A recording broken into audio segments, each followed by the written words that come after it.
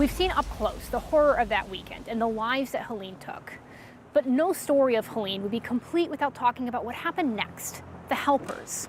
As the mud settled and the water receded, stories by the hundreds were playing out across western North Carolina. Church groups and families and organizations and just random folks were pouring in from all over the country, showing up and asking what could they do next.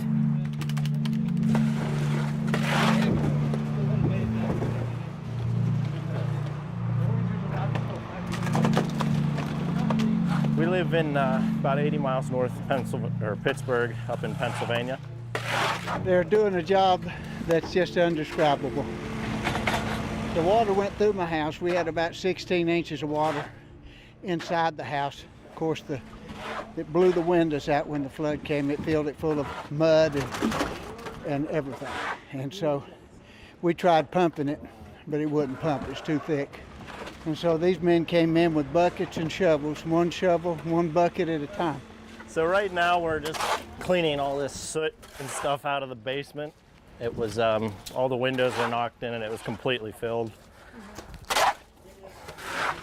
You've got kind of a cool story. Tell me why you're holding the shovel this way and why you wanted to come down here and help. Yeah, so when I was 12, I was involved in a tractor accident and my arm was completely severed and reattached.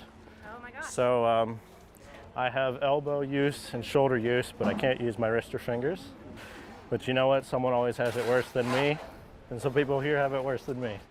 It's just amazing to see this many people that would show the love of Christ like they do, and that's the only reason they do it. I asked somebody, I said, why'd you do that? He said, because of Jesus. He said, if it wasn't for Jesus, I wouldn't be here. I said, well, amen to that, brother. So I have some family that live about 5 miles down the road. They know a lot of people around here and people need help. We need to be there for them.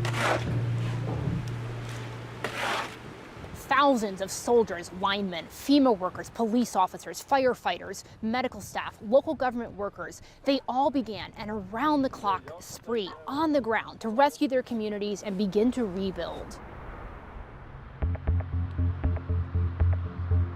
My name's Chris Waldrop. I work at the Gastonia Police Department, and I was deployed to the areas of Swannanoa and Buncombe County. And you're trying to search everything around you and just see if there's any sign of life.